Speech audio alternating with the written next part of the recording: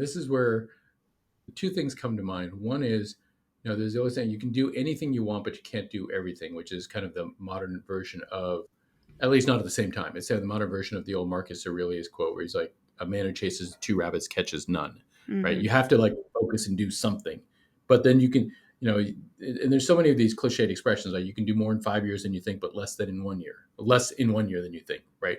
And they're all true because it's about focus and it's about making sure you've got like a specific thing you're trying to solve for, the right problem. In the case of this big set of problems we have right now, I really was lucky that last spring I had a chance to work with a bunch of students. They were seniors in the business school at American University. And every year they pick two companies to work with as real live companies for their capstone class.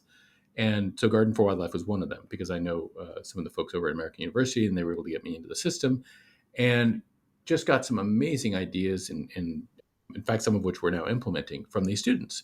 But what really struck me was that generation, Gen Z, they actually referred to themselves a bit as Gen Dread because they've been handed a planet where all they hear about is all the things we've done to screw it up for them, right? So there's plastic in the Pacific Ocean that's bigger than the state of Texas, right? This just Yeah. the amount of it that's out there in terms of the spread, and the obviously the droughts because of the water issues, and then of course carbon in the atmosphere, and and then the pandemic, things one after another comes up, right? And but species loss, right, and all these things that are happening. And one of the things they loved about Garden for Wildlife, and they said you really need to play on this, is that you can actually do something in your own yard. Not you don't have to transform all of it. Take a small section of your lawn, like just a 6 by 4 foot area, put in 6 to 12 native plants, and you will see a change in 1 year. You will see species coming back that weren't there before, and that actually gives people hope.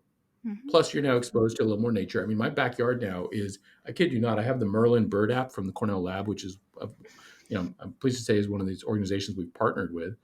But they have this amazing app, which I tell people about. If they don't, if any of your listeners don't know about it or don't have it, it's the simplest way to describe it is it's Shazam for birds. So you literally open the app, you hit record, it listens to all the birds around you, and it tells you exactly what species they are. And then if you click on them, you get to hear more of their song. You get all the information about that bird, everything else. So I go out, and in my backyard now, there are 15 different species of bird.